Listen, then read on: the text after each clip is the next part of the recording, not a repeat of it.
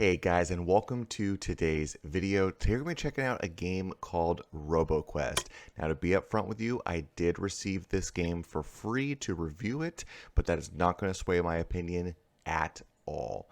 And I just want to say straight up, this game is so much fun. This is a game I need other people to get so that we can do co-op together, because the co-op looks like a ton of fun, and if it's anything like the solo play, it's going to be amazing. Now, Roboquest is described on Steam as the year is 2700. Humans live scattered through the desert, struggling to survive. It's looking pretty bleak until a young scavenger girl named Max stumbles across an old guardian robot laying abandoned in the sand. She reactivates him, knowing that with a guardian by her side, she may be able to give mankind a fighting chance.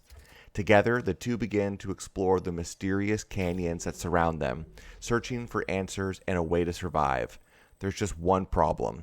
The canyons are crawling with evil robots, determined to stop them from advancing. But who are they, and what are they guarding? Now, this game already has a roadmap in place, which is fantastic, because if I didn't mention yet, it is in early access. So here is the roadmap now. As you can see, in autumn of 2022, there's going to be a major update where there's going to be a bunch of new enemies and bosses.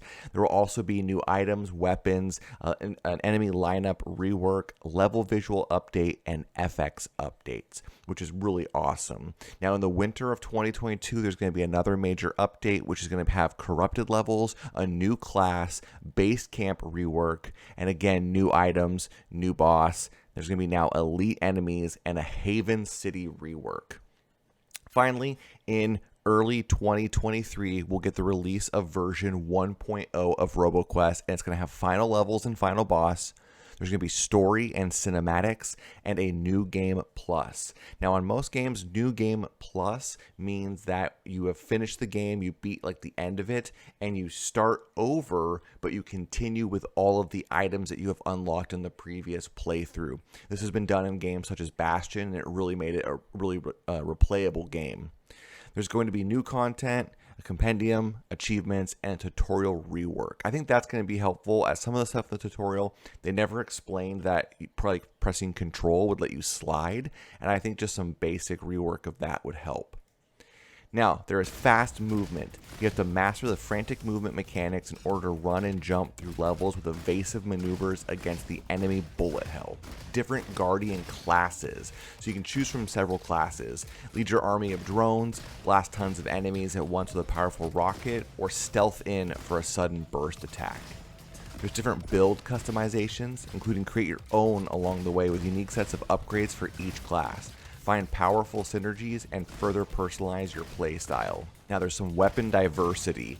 So from regular shotguns, rifles, and snipers, which I have to say the snipers in this game are so much fun. I'll show some gameplay of that. To the almighty mortar and flare gun, Roboquest offers a large diversity of weapons to choose from. Now, each level is random in a way. So they're each different theme and atmosphere, and then they're generated with a careful mix of pre-placed and randomized chunks. So the levels offer a fresh challenge each run. I played through 3 different times just to see what it looked like, and it definitely felt like it was new each time. Even if the theme of each section, like I completed the first section and the next one started like at a waterfall, that felt the same, but the level layout was different, which is huge for me. Now, you can run, fall, and run again, so there's tough challenges await you, and mastery is required. Learn the way of the enemy and master movements and shooting to prevail. Prepare to return to your base camp if you are destroyed by the evil robots. Now, what makes this such a fun game is the persistent upgrades. So you collect wrenches during your runs and use them to upgrade your base camp and unlock new gameplay elements and choices to help you dive further into the game each run. As I mentioned earlier, there is a co-op mode, so you can dive into the fray alone or in a 2-player co-op with your Brobot, and even find more Brobots with the cross-platform and public matchmaking. Now, at the time of recording this game is available on Steam as well as Xbox. Now this is a polished experience, responsive input system with mini quality of life under the radar features to make it as fluid as possible and make sure nothing comes in your way when unleashing havoc on the bad bots. I have to agree, the gameplay is fantastic, it's super smooth, and I am running this game off of an old, just standard hard drive, and I had 2 times that the game kind of lagged a little bit, but I know if I put this on an SSD, I wouldn't have any of the issues at all. Now the soundtrack is a high-octane, custom-tailored soundtrack, support the fast gameplay and robot smashing action. The soundtrack is great. It really is a really cool soundtrack. I enjoyed listening to it. Even if it is kind of a repetitive, like synthwave style, it's one of those ones that just kind of gets stuck in your head and you're not really too upset that it's there. Now this game does remind me a lot of Borderlands, but with rogue elements. The weapons kind of feel that way, and of course the graphics obviously are that cel-shaded look, just like Borderlands. Now I'm going to go ahead and throw the specs on the screen. As you can see, the requirements are a Windows 10 machine with a 64-bit processor. Now the minimum is going to be an i3-4130, which is a 4th gen. They recommend an i5 6th gen, which is a 6500. For RAM, the minimum is 8 gigs, recommended is 16. For graphics, you should have an NVIDIA GeForce GTX 660 or comparable, and then recommended, they want a GTX 1060. Both for minimum and recommended, it's going to be version 11 of DirectX, and storage, you're going to need at least 6 gigs to hold this game. Now, just so you know, when I recorded this, my machine is running Windows 10. I have an 11th gen i5. I have 64 gigs of RAM and an NVIDIA GeForce 2060 RTX. Just to give you an idea of what the game looks like on those specs.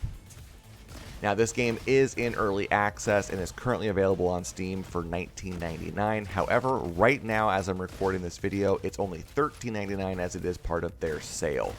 At the moment, it is not supported on Steam Deck, but that doesn't mean that that won't change. And originally, it could go to Steam Deck. Unfortunately, I don't have a Steam Deck, so I don't have a way to test that or any way to try to make it work, with different versions of Proton or anything else. I hope you guys enjoyed this video, and I hope that some of you pick this game up, as it is truly a fantastic game. It is super fun and one I plan on playing a lot more of. As always, guys, if you enjoyed the video, consider giving it a like, leave a comment down below, and subscribe if you want to see more videos like this. And just as a side note, if you're picking anything up on Epic Games, consider using my creator code, SquidGN. As always, guys, thank you for watching, and I'll see you in the next video.